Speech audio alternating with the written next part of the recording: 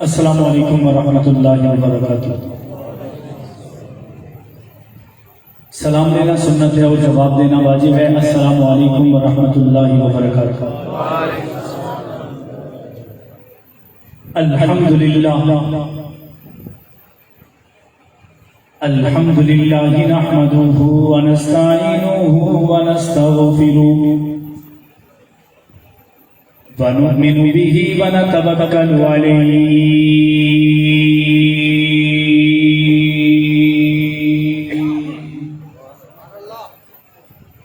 ونعوذ باللہ من شرور انفسنا ومن سیئات اعمالنا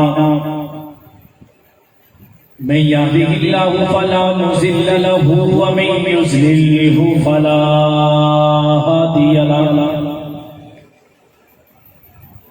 ونشهد أن لا إله إلا الله وحده لا شريك له ولا وزير له ولا مشير له ولا معين له وصل على سيد الرسل وخاتم الأنبياء المبعوث إلى كافة للناس بشيرا ونذيرا وداعيا إلى الله بإذنه وسراجا منيرا أما بعد فأعوذ بالله من الشيطان الرجيم بسم الله الرحمن الرحيم قال الله تبارك وتعالى في كلامه المجيد وفرقان الحميد لقد رضي الله عن المؤمنين إذ يبايعونك تحت الشجرة وقال في موضع آخر محمد رسول الله والذين معه أشداء على الكفار رحماء بينهم وقال النبي صلى الله عليه وسلم لكل نبي رفيق ورفيقي في الجنة عثمان بن عفان رضي الله تعالى عنه وقال في موضع آخر أصحابي كالنجوم فبأيهم اقتديتم اهتديتم صدق الله العظيم وصدق رسوله النبي الكريم ونحن على ذلك لمن الشاهدين والشاكرين والحمد لله رب العالمين باواز بلند درود پاک پڑھ۔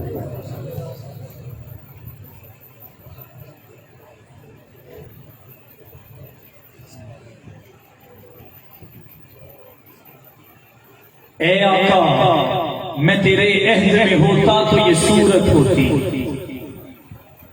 اے آقا میں تیرے عہد میں ہوتا تو یہ صورت ہوتی، دیکھتے رہنا تجھے میری عبادت ہوتی، اپنی پلکوں سے تیرے نقش قدم چومتا میں، اپنی پلکوں سے تیرے نقش قدم چومتا میں، تیری راہوں میں بس عزیز کی مدحت ہوتی، جب کبھی اٹھتی تیری نظر کرم میری طرف، اے آقا جب کبھی اٹھتی تیری نظر کرم میری طرف، حاصل میری عزیز کو ایک وہی ساعت ہوتی، مقتدی بن کے تیرا میں بھی نمازیں پڑھتا، حاصل مجھے تیری تقلید کی عظمت ہوتی، میں بھی شامل تیرے لشکر میں یقیناً ہوتا، تیرے دشمن سے بہت میری عداوت ہوتی، میری ہر سانس میں خوشبو تیری ہوتی آقا، میری ہر سانس میں خوشبو تیری ہوتی آقا، میرے ہر لمحے پہ بس تیری حکومت ہوتی، میں تیرے اصحاب کا ایک ادنا سا نوکر ہوتا، میں تیرے اہل بیت کا ایک ادنا سا خاتم ہوتا،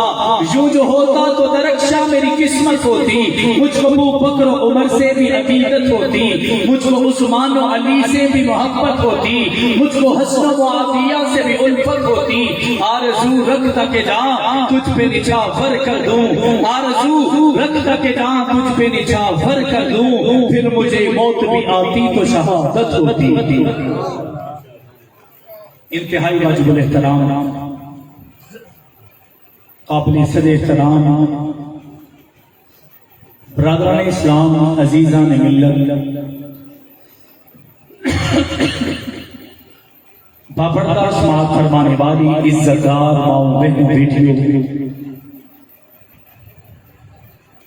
مجھے یاد پڑتا ہے کہ گزشتہ سالوں میں ایک سال میں ایک چھوٹی سی مجلس بھی یہاں پر بیان کر کے گیا ہوں، اور مجھے بتایا گیا ہے کہ یہی اس مسجد پر اس مسجد کے اسٹیج پر کھڑے ہو کر میرے بڑے بھائی بھی اپنے والد کے مشن کو آپ حضرات کے سامنے بیان کر چکے ہیں۔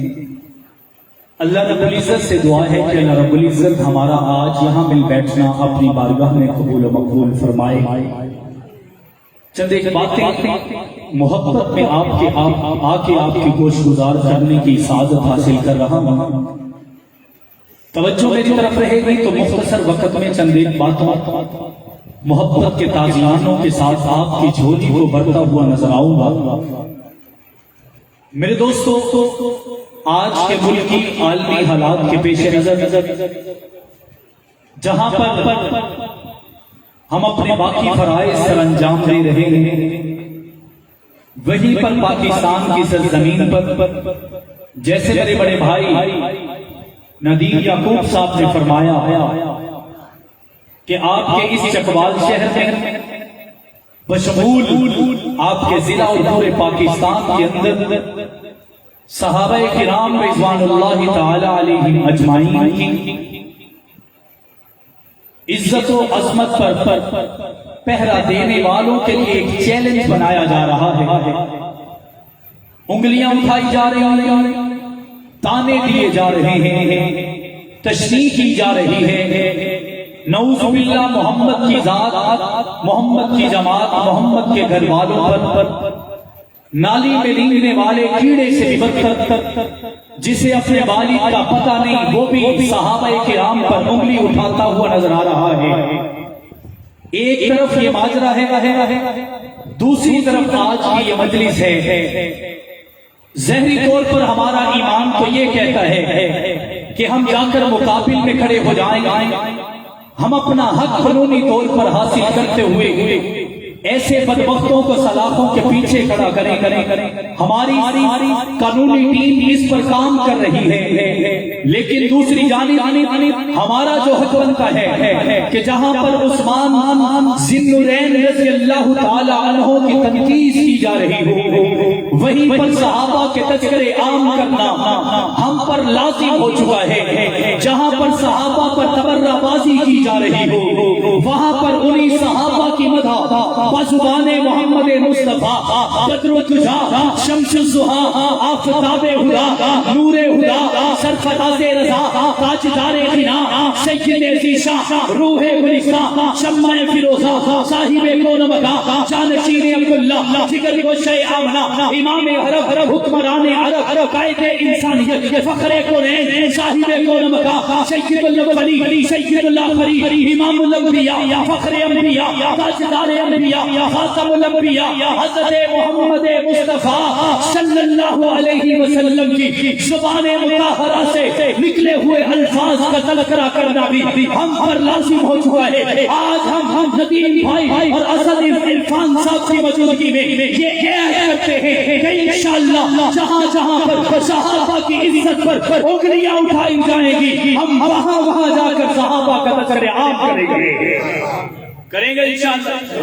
اب اپنے موضوع کی طرف آتا ہوں۔ آج کا عنوان وہ حماؤ بین ہوں، لیکن مجھے ڈاکٹر صاحب نے حضرت عثمان غنی رضی اللہ تعالی عنہ کے متعلق چونکہ ان کی شہادت کا دن قریب ہے کچھ کہنے کے لیے حکم دیا ہے، میں اسی پر اپنی گفتگو کو لے کر چلتے ہوئے آپ تک پہنچانے کی کوشش کرتا ہوں۔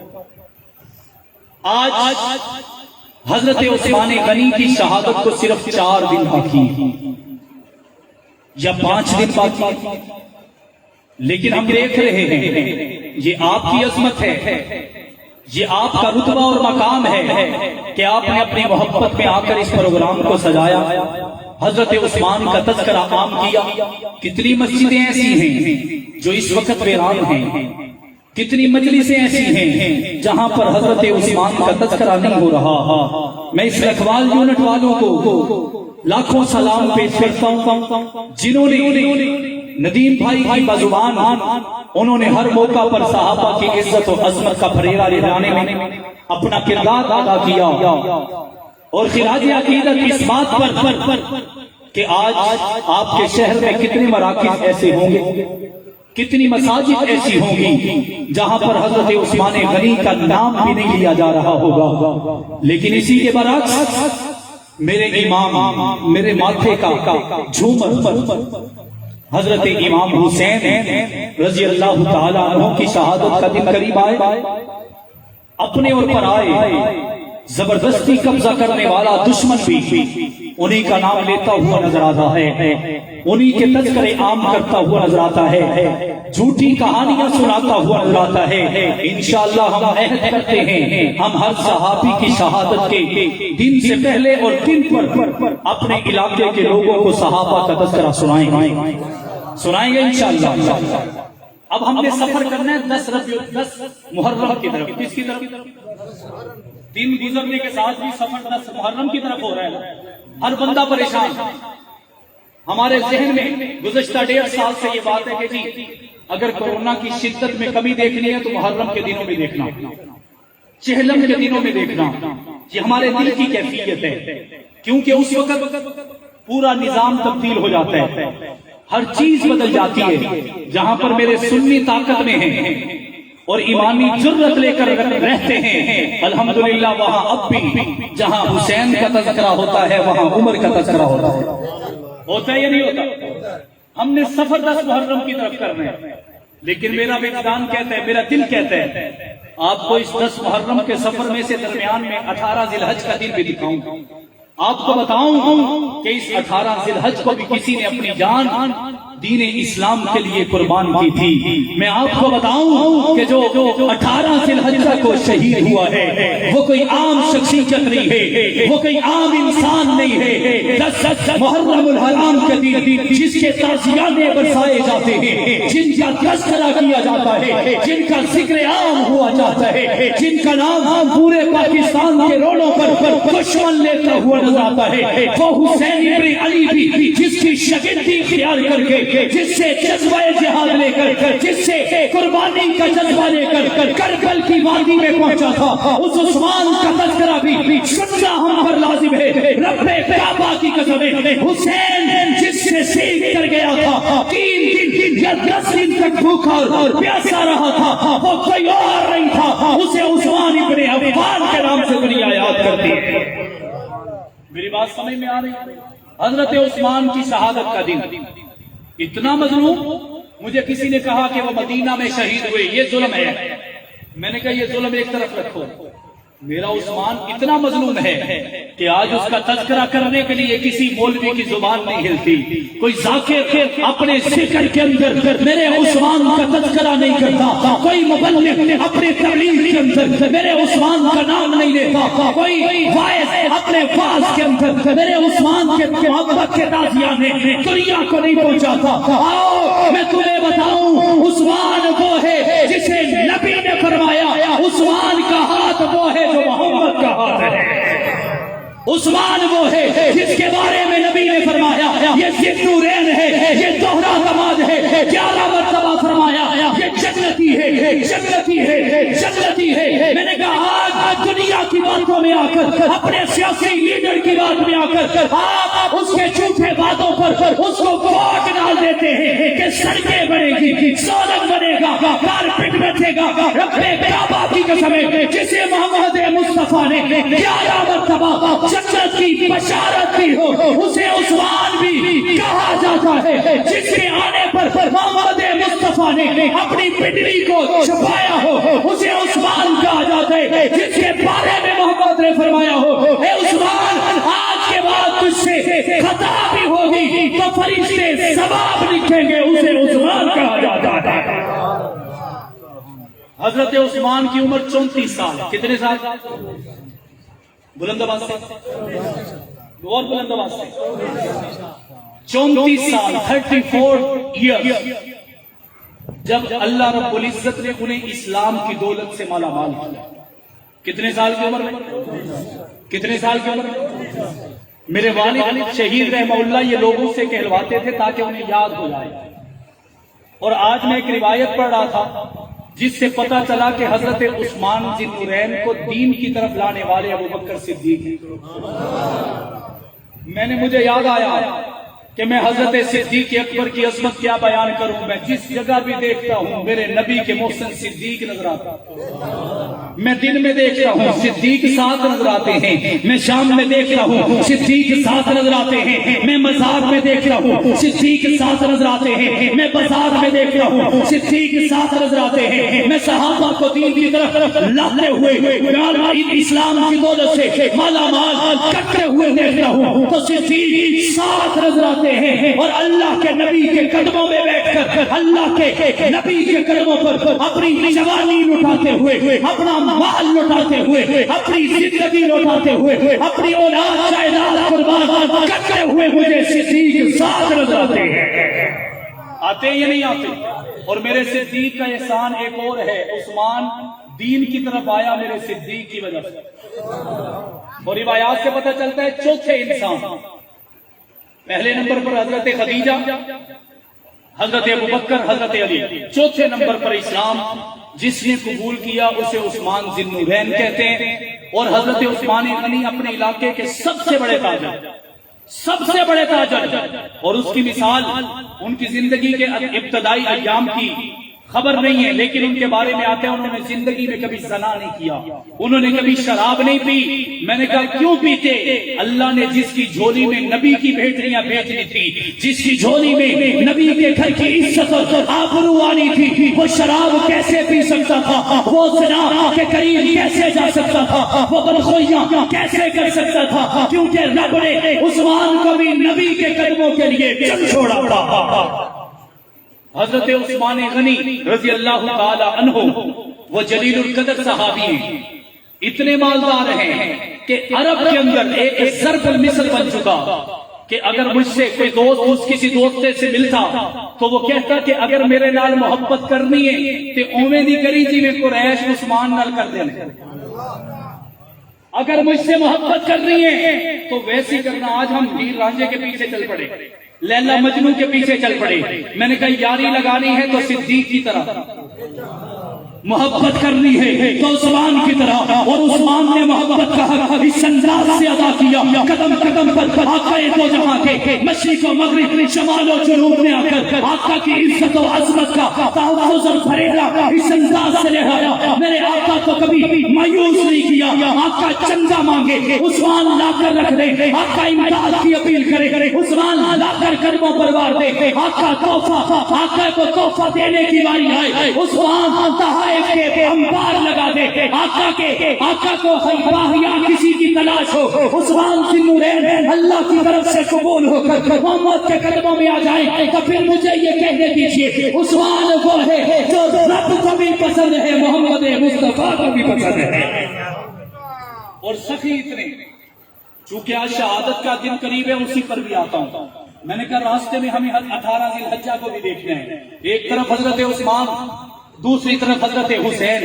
ظلم وہاں بھی ہوا، ظلم یہاں بھی ہوا. پانی وہاں بھی بند تھا، پانی یہاں بھی بند تھا. کھانا وہاں بھی نہیں تھا، کھانا یہاں بھی نہیں تھا. امداد وہاں بھی نہیں تھی، امداد یہاں بھی نہیں تھی. مدد وہاں بھی نہیں تھی، مدد یہاں بھی نہیں تھی. نصرت وہاں بھی نہیں تھی، نصرت یہاں بھی نہیں تھی. اپنا وہاں بھی کوئی نہیں تھا، اپنا یہاں بھی کوئی قریب آنے والا نہیں تھا، آنے دیا نہیں جا رہا تھا. پرائے وہاں بھی تھے، پرائے یہاں بھی تھے. منافق وہاں بھی تھے، منافق یہاں بھی تھے. 10 دن وہاں شہزادہ پیاسا تھا، 40 دن یہاں دماغ پیاسا تھا. تو فیصلہ مجھے کرنا چاہیے کہ 3 دن پیاسا رہنے والا بھی اگر کامیاب ہے تو 40 دن بھوک اور پیاس کو ختم کرنے کے لیے اللہ کے قرآن کی تلاوت کرنے والا، اللہ کی نماز کے سجدے ادا کرنے والا جیسے 3 دن رہنے والا بھی کامیاب ہے، ویسے 40 دن اپنے آپ کو دین کے لیے قربان کرنے والا عثمان بھی کامیاب ہے. ہے یا نہیں؟ حضرت عمر فاروق کا دور ہے. ایک غریب آ گیا، مسافر آیا اور حضرت عمر سے کہنے لگا کہ اے عمر، مجھے پتا چلا ہے آپ امیر المومنین ہیں، میرے اوپر 30,000 درہم قرض ہے. کتنے؟ 30,000 درہم مجھ پہ قرض ہے، وہ میں ادا کرنا چاہتا ہوں، کوئی مدد کی جائے. ایک مرتبہ کہا، دوسری مرتبہ کہا. حضرت عمر کبھی ادھر دیکھیں کبھی ادھر، کیونکہ ان کے پاس تھے نہیں، ان کے پاس وہ نہیں ہٹا. حضرت عمر نے اس کا ہاتھ پکڑا، اپنے گھر لے گئے. اہلیہ موجود نہ ہوگی. اب باہر وہ پیسے مانگ رہا تھا، گھر جا کے اس نے پیسے مانگنا چھوڑ دیے. کسی نے پوچھا وجہ کیا تھی؟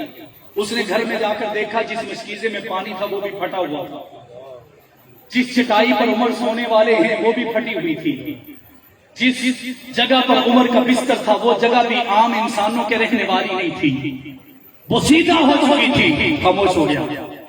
حضرت عمر نے اسے پانی پلا کر کہا کہ میں تجھے دے نہیں سکتا، میرے پاس ہے نہیں، بیت المال سے میں دے نہیں سکتا، میرے پاس ہے نہیں، لیکن میں تجھے ایک رستہ دکھا سکتا ہوں، اس کے پاس جا اور لے لے. اس نے پوچھا کون ہے؟ اگر آپ نہیں دے سکتے، امیر المومنین نہیں دے سکتا، تو اور کون دے گا؟ حضرت عمر نے اشارہ کیا میرے عثمان کی طرف. بلند آواز سے کس کی طرف اشارہ کیا؟ حضرت عثمان کے گھر آ گیا. اب آ کے دروازہ کھٹکھٹانے لگا تو اندر حضرت عثمان اپنے بچوں سے نوک جھوک کر رہے ہیں. کیا کہہ رہے ہیں؟ اپنی بیوی سے کہتے ہیں میں نے تمہیں منع نہیں کیا تھا ان کو دودھ کے اندر شہد نہیں ملا کے دینا، میں نے تمہیں نہیں کہا تھا کہ دودھ الگ دینا ہے شہد الگ دینا ہے. بیوی کہنے لگی کوئی نہیں، بچے ہیں پی لیتے ہیں. حضرت عثمان نے فرمایا نہیں، دودھ بھی میٹھا ہوتا ہے شہد بھی میٹھا ہوتا ہے، دودھ الگ دو شہد الگ دو. بیوی نے پوچھا وہ کیوں؟ فرمانے لگے کہ دودھ اور شہد ملا کر کسی مریض کے کام آئے گا، دودھ اور شہد ملا کر کسی مہمان کے کام آئے گا، میں اپنے بچوں کو دینے کی اجازت نہیں دے سکتا. اب گھر میں یہ بات ہو رہی ہے، اتنی دیر میں اس نے دروازہ کھٹکھٹا دیا. اب دل میں سوچ رہے جیڑا گھر دودھ تو لڑن دیا ہے، مینو کی دے گا؟ اب مائنڈ اپنا بنا رہا ہے. حضرت عثمان باہر آئے، اسے لے گئے، اسے دودھ میں شہد ملا کر دیا. اس سے رہا نہ گیا، کہنے لگا اے عثمان، گھر میں تو تم بچوں کے ساتھ لڑ رہے تھے، ادھر مجھے دودھ میں شہد کیوں ملا کے دیا؟ حضرت عثمان نے فرمایا کہ میرے پاس جو دولت ہے میرا دل چاہتا ہے میں ساری محمد کے قدموں پر وار ڈالوں، میں سارا کچھ اللہ کے راستے میں دے ڈالوں. کہنے لگا کہ آپ نے پھر بچوں کو کیوں منع کیا؟ فرمانے لگے میں اپنے بچوں کو اپنے پیسوں پر جو میرے رب کے پیسے ہیں ان پر عیش و عشرت کی اجازت نہیں دے سکتا، عیش و عشرت کی اجازت نہیں دے سکتا. اب وہ بیٹھا ہے کہ اس نے تو پانی دودھ شہد میں ملا کے بھی پلا دیا، کھانا بھی کھلا دیا. اب شرماتے شرماتے بولنے لگا. حضرت عثمان نے فرمایا خاموش. اندر اپنے غلام کو آواز دی، اسے کہا کہ فلان جگہ ایک تھیلا پڑا ہوا ہے وہ لے آؤ. وہ لے کر آیا. حضرت عثمان نے فرمایا کہ یہ تیرے لیے تحفہ ہے. اب وہ سوچنے لگا میں نے تو پیسے مانگے ہی نہیں، میں نے تو اپنی فرمائش بتائی نہیں، اپنی ضرورت بتائی نہیں، یہ پہلے کہہ رہے ہیں. اب وہ کھول کے دیکھنے لگا. حضرت عثمان مسکرائے اور مسکرا کر فرمایا اس تھیلے میں تیرے لیے 30 کی بجائے 60,000 درہم ہے. ایسے نہیں بلند آواز سے. میں نے کہا آج ہم اس عمل پر کوئی عمل نہیں کرتا، ہم عثمان کا نام لیتے ہیں لیکن کسی غریب کا سہارا نہیں بنتے، کسی کا قرض ادا نہیں کرتے. اب وہ کہنے لگا جی مجھے تو 30,000 چاہیے تھا. حضرت عثمان فرمانے لگے لے جاؤ، باقی اپنے بچوں کو اور خود کاروبار پہ لگا دینا. وہ جانے لگا. اسے 80 سونے کے سکے دیے.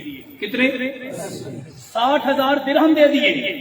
80 سونے کے سکے دے دیے اور فرمایا کہ یہ بھی میری طرف سے تحفہ ہے. اور غلام سے کہا کہ یہ جا کر اس کے سواری پر باندھ دو. وہ کہنے لگا جی سواری رہنے دے، میں پیدل چلا جاتا ہوں، سواری واپس کون کرنے آئے گا؟ حضرت عثمان نے فرمایا محمد کے صدقے میں تجھے وہ بھی صدقہ کرتا ہوں، میں وہ بھی تحفہ دیتا ہوں. رونے لگا. رو کر کہنے لگا مجھے اتنوں کی ضرورت نہیں. حضرت عثمان نے فرمایا نہیں یہ سارے تیرے ہیں، اور جاتے جاتے جس عمر نے تجھے میرے پاس بھیجا تھا اسے میرا سلام کہنا. ایسے نہیں بلند آواز سے. اب وہ کہنے لگا، اس سے سوال ہو گیا. وہ کہنے لگا جی اے حضرت عثمان، میں نے تو آپ کو عمر کا نام نہیں لیا، آپ کو کیسے پتا چل گیا؟ مسکرا کر کہنے لگے ہر بات پوچھنے والی نہیں ہوتی، کچھ معاملے عثمان اور خدا کے بھی ہوتے ہیں. میں نے کہا پھر عثمان رضی اللہ تعالیٰ عنہ کو دیکھ کر شاعر نے کہا اے عثمان تجھے لا کر دکھانا تھا بشر ایسے بھی ہوتے ہیں. اے عثمان تجھے لا کر دکھانا تھا بشر ایسے بھی ہوتے ہیں. خدا نے یہ بتانا تھا بشر ایسے بھی ہوتے ہیں. ستاروں سے بھی زیادہ خوبصورت نیکیاں دے کر یہی باور کرانا تھا بشر ایسے بھی ہوتے ہیں. اور اتنے مظلوم کہ حضرت عثمان نے مسجد نبوی کی جگہ خرید کر دی. آج بھی ہم سعودیہ کے کسی پٹواری سے پوچھیں کہ یہ مسجد نبوی کا آدھے سے زیادہ حصہ کس کے نام ہے, آج بھی حضرت عثمان کے نام پر رجسٹرڈ ہے. اور حضرت امیر معاویہ بنو امیہ کے لوگوں جن میں حضرت عثمان غنی بھی آتے ہیں, انہوں نے دین کے لیے اتنی خدمات دی. میں حضرت عثمان کی طرف آتا ہوں. بیرے روما کا ایک کنواں خرید کر اسلام کے لیے وقف کیا. میں اپنے موضوع کی طرف آ کر شہادت کی طرف آپ کے لیے چلتا ہوں. حضرت ابو بکر کا دور گزر گیا, حضرت عمر کا دور گزر گیا, حضرت عثمان کا دور آیا تو ایک بدبخت عبداللہ بن سبا, کیا نام ہے بلند آواز سے, کیا نام ہے, اوقات سے بڑا تیز تھا, اوور کلیور تھا, شاطر تھا. حضرت عثمان کے دور میں اس نے ایک شوشہ چھوڑا. آج بھی اس کی نسل کے لوگ آج تک شوشہ چھوڑتے ہوئے نظر آ رہے ہیں. اس نے آ کر کہا کہ نبی پاک صلی اللہ علیہ وسلم نے اپنا خلیفہ کسی اور کو نہیں علی کو بنایا تھا. کس کو بنایا تھا؟ بلند آواز سے توجہ کریں گے تو عقیدے کی بات بتا کے آگے جا رہا ہوں. ایک شخص مجھ سے کہنے لگا جی کس عثمان کی تعریف کرتے ہو جو عثمان بدر میں شرکت نہیں کر سکا؟ کس میں شرکت نہیں کر سکا؟ کس میں؟ میں نے کہا یہ سوال تو بعد میں بنتا ہے, بتاؤ حضرت علی نے تبوک کے اندر شرکت کیوں نہیں کی؟ وہ کہنے لگا جی وہ اس وجہ سے کہ نبی نے روکا تھا. میں نے کہا عثمان بھی بدر میں اس وجہ سے نہیں گئے, نبی نے روکا تھا. روکا تھا یا نہیں روکا تھا؟ اپنے موضوع کی طرف آتا ہوں. حضرت عثمان غنی کے دور میں اس نے شوشہ چھوڑا کہ نبی کا خلیفہ جو ہے وہ علی ہے. کون ہے یہ کہہ کر جب وہ حضرت امیر معاویہ کے علاقے میں گیا انہوں نے باہر نکال دیا. شام میں گیا وہاں سے باہر نکال دیا گیا, مدینہ آیا وہاں سے نکال دیا گیا. لیکن فتنہ پرور جہاں بھی ہو وہاں پر خدکتا رہتا ہے. مصر میں گیا وہاں سے جا کر اس نے لوگوں کو خط لکھنا شروع کیا. تیز تھا, لوگ بات سنتے تھے. سنتے سنتے کچھ لوگوں کا جھمکٹا لگ گیا, اکٹھے ہو گئے. اب اس نے وہاں پر بیٹھ کر مصر میں بیٹھ کر تقریباً 600 افراد جو باغی تھے انہیں تیار کر کے مدینہ میں بھیجا. اب مدینہ میں ذوالحج کا مہینہ تھا, ذوالحج کے قریب کا مہینہ یعنی ذوالقعدہ کا مہینہ تھا, اور لوگ مدینہ سے مکہ حج کے لیے گئے ہوئے تھے. کہاں گئے ہوئے تھے؟ حج کے لیے گئے ہوئے تھے. اب یہ لوگ وہاں پر آگے اکٹھے ہو گئے. مدینہ میں چند صحابہ موجود تھے, حضرت عثمان بھی موجود تھے. حضرت عثمان جمعہ کا خطبہ دینے لگے تو یہ باغی آ کے مسجد میں پھیل کے کھڑے ہو گئے, کوئی بیٹھ گئے.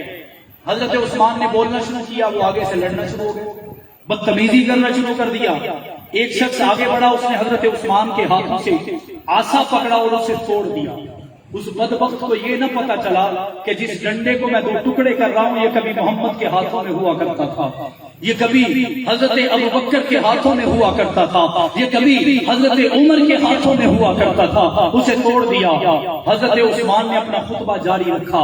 حضرت ایک شخص مجھ سے سوال کرنے لگا کہ جب باغی آ گئے تھے حضرت عثمان مدینہ چھوڑ کے مکہ چلے جاتے. میں نے کہا حکمران جو ہوتا ہے, وڈیرا جو ہوتا ہے, پاکستان کا وڈیرا ہونا اور بات ہے, وہ تو لندن بھاگ جاتے ہیں. جو محمد کا خلیفہ ہوتا ہے وہ جان تو دے سکتا ہے, محمد کی رعایا کو چھوڑ کے جا سکتا نہیں ہے. مارنا, پتھر مارنا شروع کر دیے. حضرت عثمان غنی کے خطبے میں بولنا شروع کر دیا. 200 افراد کھڑے ہو گئے. حضرت اب سوچئے تو صحیح، کربل کی وادی میں جو ہوا میں نے مان لیا، میں نے کہہ دیا حسین دل ہے، حسین جاں ہے، حسین قرآن کی زبان ہے، حسین سجدوں کی سلسلی ہے، حسین ذہنوں کا آسماں ہے، حسین ایمان کی جستجو ہے، حسین یزداں کی آبرو ہے، صحابہ کی انجمن سے پوچھو حسین پیغمبر سے ہو بہو ہے، حسین تنہا تھا کربلا میں، حسین قاصد کا بچا رسو ہے، حسین کا حوصلہ نہ پوچھو، حسین کٹ کر بھی سرخرو ہے، فرات کی نبض رک گئی ہے، حسین مصروف سے گفتگو ہے۔ میں نے کہا یہ میں نے مان لیا، لیکن تم یہ بھی تو مانو کہ حضرت عثمان خطبہ دے رہے ہیں، ان پر ظلم کیا گیا، ان کو تشدد کا نشانہ بنایا گیا، حضرت عثمان بے ہوش ہو گئے، ان باغیوں نے حضرت عثمان کو اٹھا کر گھر چھوڑ دیا اور اعلان کر دیا کہ عثمان کو گھر سے باہر نکلنے کی اجازت نہیں ہے۔ اور رب کعبہ کی قسم ہے، جب حضرت عثمان ہوش میں آئے، جو سب سے پہلے خیریت اور حال پوچھنے آیا اسے علی المرتضیٰ کہتے ہیں۔ کیا کہتے ہیں؟ آج کا عنوان ہے رحماء بینہم۔ میں نے کہا جس قدم میں بھی دیکھا صحابہ آپس میں رحماء بینہم ہیں یا نہیں؟ تھک گئے؟ ذرا بلند آواز سے کہیں سبحان اللہ۔ وہ پیچھے تک سارے افراد کہتے ہیں سبحان اللہ۔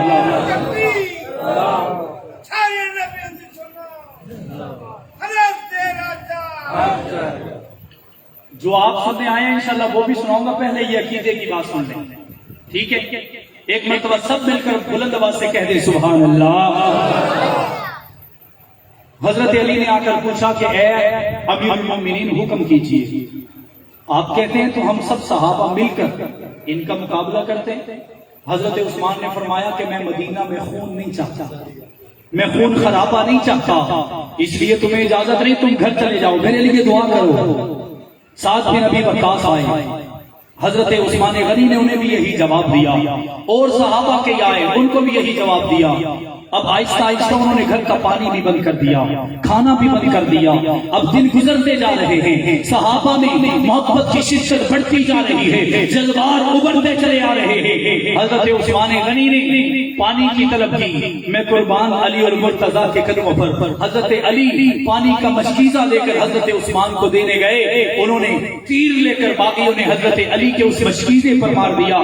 میں ایک روایت پڑھ کے حیران رہ گیا کہ حضرت علی نے اپنے سر کی پگڑی پکڑی اور پگڑی پکڑ کر اس پانی کے مشکیزے میں سے جو پانی زمین پر گر رہا تھا، اپنی پگڑی کو اس سے پانی میں رسا کر اسے فولڈ کر کے اسے تہلکہ کے اندر پھینک دیا اور آواز دے دی، اے عثمان میں اتنا ہی کر سکتا تھا، میں وہ آپ کی محبت میں کرتا جا رہا ہوں، میں یہی خدمت کرتا تھا، کر سکتا تھا، میں وہی خدمت نبھائے جا رہا ہوں۔ دن گزرتے چلے گئے، 20 دن گزرے، 22 دن گزرے، حضرت علی پھر گئے، اے امیر المومنین بس کیجئے، صبر کی بھی کوئی انتہا ہوتی ہے، اجازت دے دیجئے، ہم اپنی ہر حد سے گزر جائیں گے، ہم ہر حد سے گزر کر آپ کا دفاع کریں گے، مدینے کا دفاع کریں گے، روزے کا دفاع کریں گے، صحابہ کا دفاع کریں گے، آپ کے گھر والوں کا دفاع کریں گے۔ رب کعبہ کی قسم ہے، عثمان ابن عفان کی آنکھوں سے آنسو جاری ہوئے اور فرمانے لگے، اے علی میں کیسے دیکھ سکتا ہوں کہ میرے دور کے اندر مدینہ میں خون بہے، میں برداشت کیسے کر لوں، خون خرابہ ہو میں برداشت کیسے کر لوں، نبی کا شہر ہے لہو لہان ہو میں کیسے برداشت کر لوں، میری جان تو جا سکتی ہے، مدینہ بھی امن کا شہر رہے گا، مدینہ کے لوگ بھی امن میں رہیں گے۔ دن گزرے، روایات میں آتا ہے کہ 35 دنوں کے بعد حضرت عثمان غنی چھت پہ چڑھ گئے۔ حضرت علی نے پوچھا نا کہ اے عثمان بھوک لگتی ہے تو کیسے گزارا کرتے ہو، پیاس لگتی ہے تو کیسے گزارا کرتے ہو؟ فرمانے لگے بھوک لگتی ہے تو اللہ کا قرآن پڑھتا ہوں، پیاس لگتی ہے تو اللہ کی نماز پڑھتا ہوں۔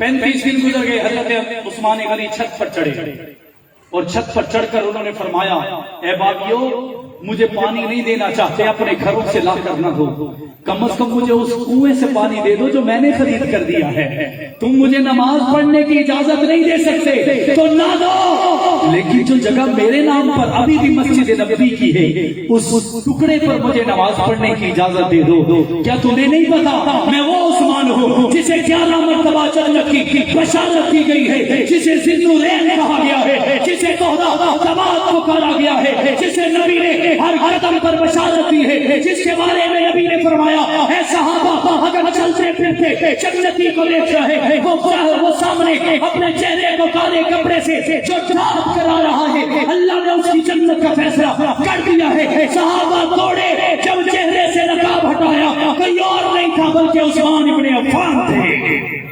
اتنے جلیل القدر صحابی حضرت عثمان بول کر واپس چلے گئے۔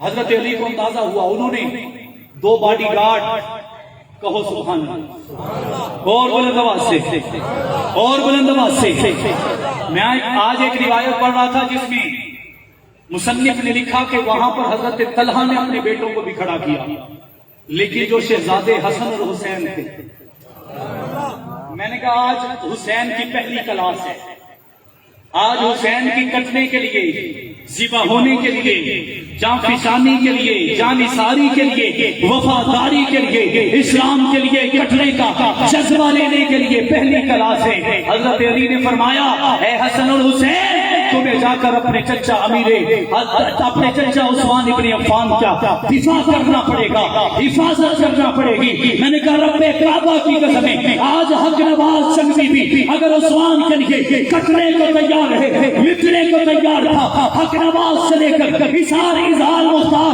جورحان اعظم طارق اور علی شیر حیدری اگر کٹ چکے ہیں، انہیں کسی اور نے نہیں بلکہ عثمان کے لیے کٹنے کا جذبہ حسین ابن علی نے دیا تھا۔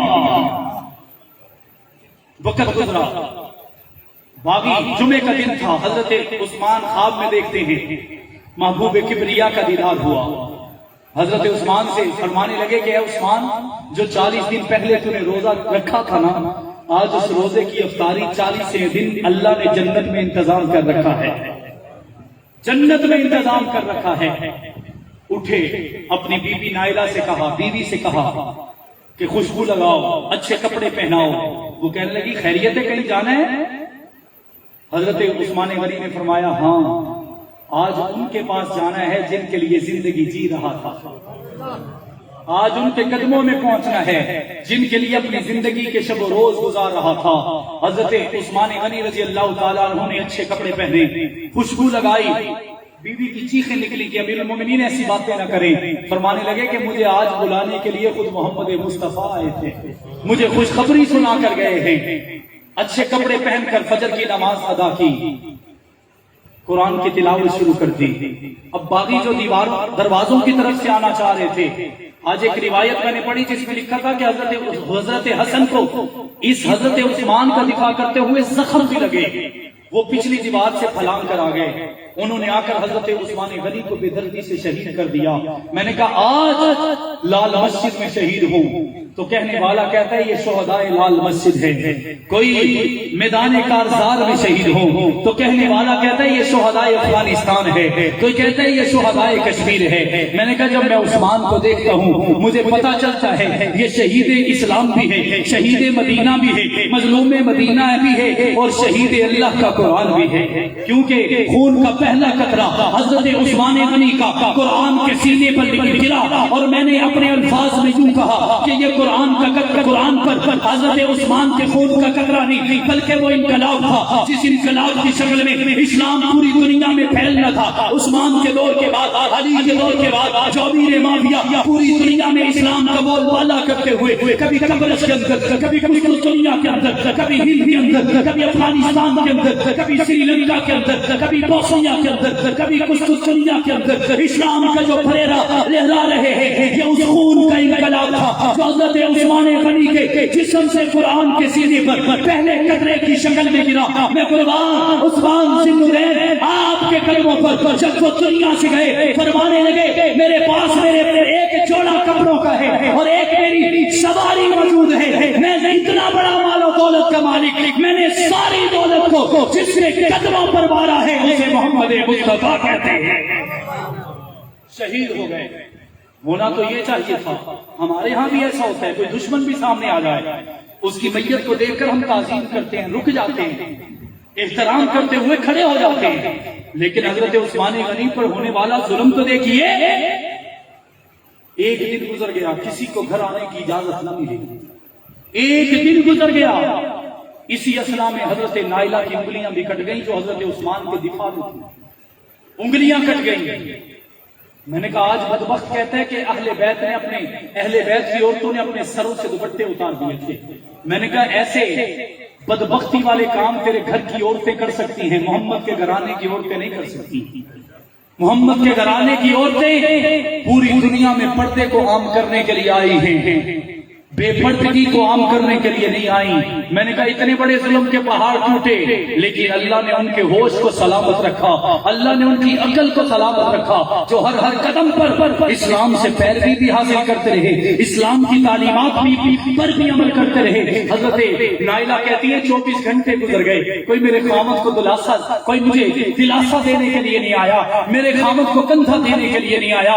اب دن گزرتے جا رہے ہیں، میں نے اپنے سر کے دوپٹے کو اتار کر حضرت عثمان غنی کے وجود کے اوپر دے دیا۔ میرے گھر میں کوئی دوپٹہ نہیں تھا، کسی نے پوچھا کیوں نہیں تھا تو بتانے والے نے بتایا ان بدبختوں نے حضرت عثمان غنی کے گھر کے سامان کو آگ لگا چھوڑی تھی، گھر کا سامان جلا دیا تھا۔ میں نے کہا حضرت نائلہ کیا کرتی ہیں؟ دوسرا دن گزر گیا، حضرت نائلہ کہتی ہے ایک شخص اندر آیا لیکن وہ شکل سے مجھے دین و اسلام کا پابند نہیں لگ رہا تھا۔ میرے دل میں آیا شاید کوئی غیبی مدد آئی ہے۔ میں نے کہا یہ آئیں گے مجھے حوصلہ دیں گے، میرے بھائی آئیں گے، ہم مل کے اپنے خامد کو تدفین کی طرف لے جائیں گے۔ لیکن وہ آیا اس بدبخت نے حضرت عثمان غنی کو 2 دن شہید ہوئے ہو گئے۔ 2 دن کے بعد آ کر حضرت عثمان کی داڑھی کو پکڑ کے نوچا اور حضرت عثمان غنی کے منہ پر تھوک پھینکا اور تھوک پھینک کر نعوذ باللہ گالیاں دیتا ہوا چلا گیا۔ یہ 3 دن گزر گئے، حضرت عثمان غنی کی لاشیں کا کوئی پرسان حال نہیں تھا۔ میں نے کہا 40 دن بھی بھوکا رکھا، پیاسا رکھا، آنے کی اجازت نہیں ملی، خیر خواہی کی خبر گیری کا کسی کو پروانہ نہ جاری ہوا۔ اب شہید ہونے کے بعد اب ظلم یہ ہے کہ لاش کو اٹھا کر کوڑے کے ڈھیر پر ڈال دیا گیا ہے۔ ایک دن گزرا، دوسرا دن گزرا، تیسرا دن گزرا، چوتھا دن ہوا۔ ام حبیبہ جو حضرت محمد مصطفیٰ صلی اللہ علیہ وسلم کی ازواج مطہرات میں سے ہیں، امیر معاویہ کی سگی بہن ہے اور حضرت عثمان غنی کی چچا زاد بہن ہے۔ انہوں نے باہر نکل کر اعلان کیا اے باغیوں، اگر تم آج بھی مجھے عثمان کے پاس جانے کی اجازت نہیں دو گے، رب کعبہ کی قسم ہے میں ازواج مطہرات میں سے ہوں، میں ام المومنین ہوں، میں مومنوں کی ماں ہوں، آج میں تمہارے غضب کو دیکھتے ہوئے، تمہارے غصے کو دیکھتے ہوئے، تمہارے تکبر اور غرور کو دیکھتے ہوئے اللہ کے غضب کو دعوت دوں گی، میں اپنے سر سے دوپٹہ اتار کر گھر سے نکلوں گی۔ جب یہ سنا تو کچھ باغی ڈر گئے، انہوں نے اجازت دے دی اور کہا کہ صرف 4 لوگ ہوں گے جو حضرت عثمان غنی کے لاشے کو کندھا دیں گے۔ ہائے میں قربان عثمان، تو نے تو بڑے پیاسوں کے پیاس بجھائی تھی، تو نے تو بڑے لوگوں کے پیشانی کے سجدوں کے لیے راہیں ہموار کی تھی، تو نے تو بڑے غریبوں کی شادیاں کروائی تھی، تو نے تو خاتون جنت فاطمہ الزہرا کی شادی کا سارا خرچہ اٹھایا تھا، تو نے تو محمد کے نام پر کبھی 1100 کبھی 1700 کبھی 900 اونٹوں کی قربانی دے کر فرمایا تھا کہ اے ربا مجھے اور ہمت ہے، میں جوانی بھی نبی کے لیے لٹانا چاہتا ہوں، میں دولت بھی نبی کے لیے لٹانا چاہتا ہوں۔ 4 لوگ آئے، حضرت عثمان کے لاشے کو کندھا دیا۔ جب نبی پاک صلی اللہ علیہ وسلم کے روزے کے سامنے سے گزرے، بندھن ٹوٹ گئے، صبر ختم ہو گیا، میت کو نیچے رکھا گیا، سارے رو رہے ہیں۔ میں نے کہا ہے کاش کسی کہنے والے نے آج شاہ ولی اللہ رحمہ اللہ کی ایک جملہ پڑھ کے آیا، وہ لکھنے لگے کہ کاش کہ اس وقت نبی اپنا سر اٹھا کے دیکھتے، عثمان کی طرف دیکھتے کہ اس عثمان کا حال کیسا ہے۔